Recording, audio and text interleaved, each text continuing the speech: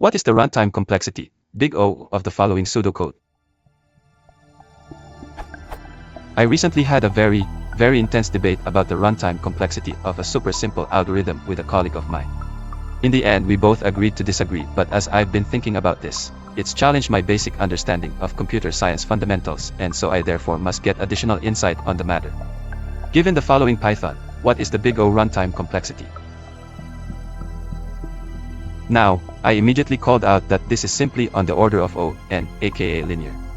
Meaning it's dependent on the length of the string, so therefore, this loop will grow linearly as the length of the string grows. My colleague then said, no, it's constant because we know that for the set of all strings we are dealing with, in our case, the max string is always 255 characters long, in our case, therefore it must be constant. He followed on by saying, because we have a max upper bound on character length of the string, this results in O, 255, which reduces to O, 1. Anyways, we went back and forth, and after 45 minutes of both of us drawing sketches, we both deadlocked on the issue. My question is, in what world or what math system is the loop above a constant time loop? If we knew our upper bound was say 1 million characters, and the set of all strings could be anywhere from 0 to 1 million, this loop will obviously exhibit linear running times depending on the size of the string. I additionally asked him if he also thinks the following code is O1 if the upper bound size of n is known. Meaning we are certain this code will only ever operate on a max upper bound of say 255 characters. He said this is also constant time, even after I explained this is an O, n squared, algorithm and demonstrated that the following code would produce a quadratic curve. So, am I missing some theoretical concept where any of the above is true depending on how the theory goes? Just to be clear, his understanding is that I am correct if n is not known. If the upper bound of n is always known, he is asserting that the two algorithms on this post are both of constant runtime complexity. Just looking to maintain my sanity, but perhaps if I'm wrong, there's certainly some additional learning I can benefit from. My good colleague was very convincing. Also, if anybody has additional links or material on the subject specific to this question, please add to the comments.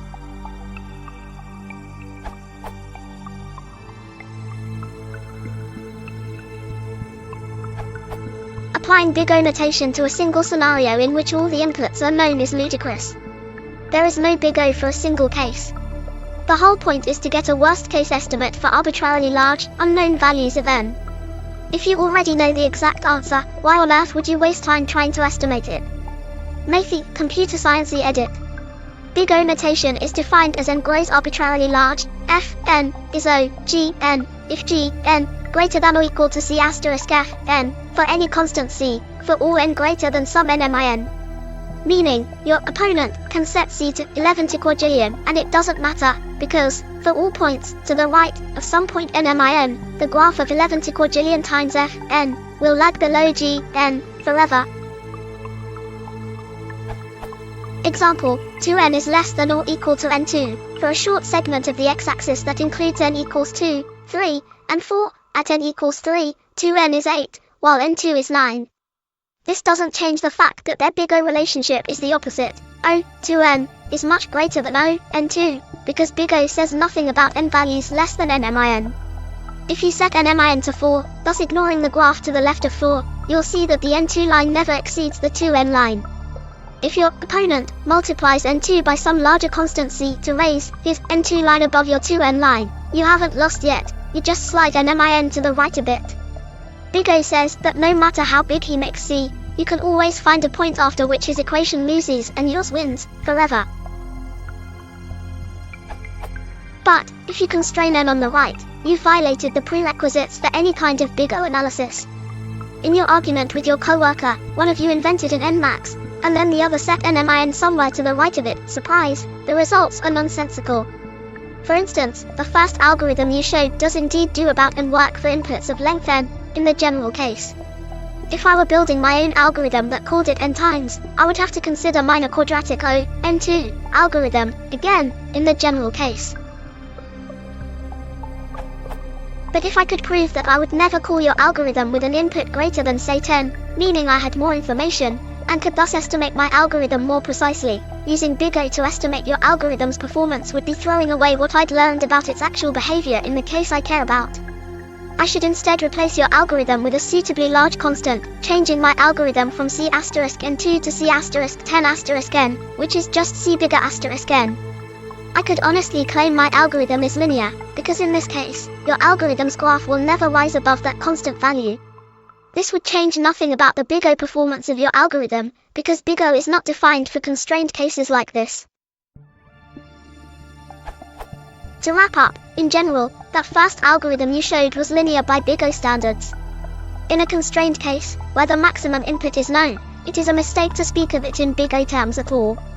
In a constrained case, it could legitimately be replaced by some constant value when discussing the big O behavior of some other algorithm, but that says absolutely nothing about the big O behavior of the first algorithm. In conclusion, O, n, works fine when nmax is small enough. Very, very small enough.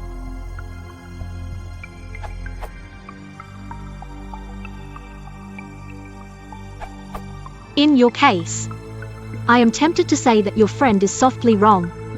And that's because of the considerably big additional constant of 256 in O1, or runtime.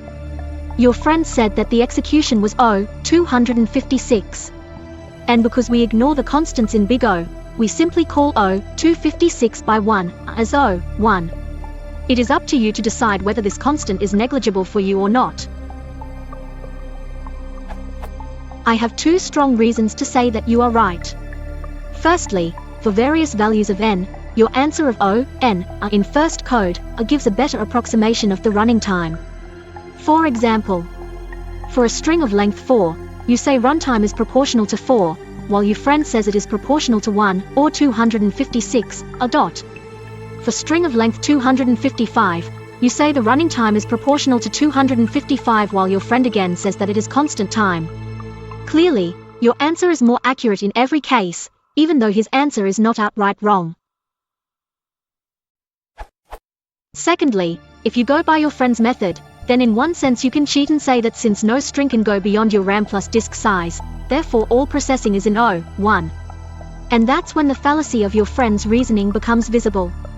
Yes, he is right that running time, assuming 1 TB hard disk and 8 GB RAM, is O1 TB plus 8 GB, *1, equals O1, but you simply cannot ignore the size of your constant in this scenario. The big O complexity does not tell the actual time of execution, but just the simplistic rate of growth of the running time as the value of n increases.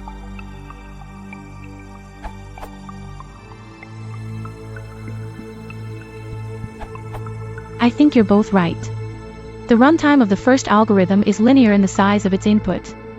However, if its input is fixed, then its runtime is also fixed. Big O is all about measuring the behavior of an algorithm as its input changes. If the input never changes, then big O is meaningless. Also, O(n) means that the upper bound of complexity is n. If you want to represent a tight bound, then the more precise notation is theta, n, theta notation.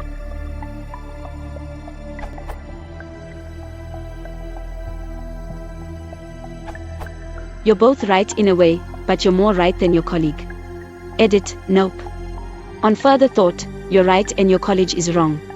See my comment below. The question really isn't whether n is known, but whether n can change. Is s the input to your algorithm? Then it's O(n) or O(n squared. You know the value of n for this particular input, but a different input would have a different value, so knowing n for this input isn't relevant. Here's the difference in your two approaches. You're treating this code as if it looked like this.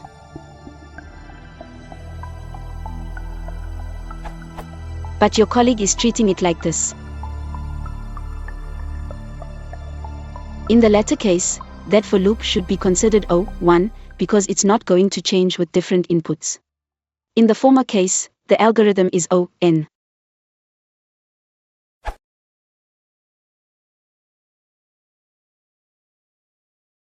If you want to support the channel, please consider liking and subscribing.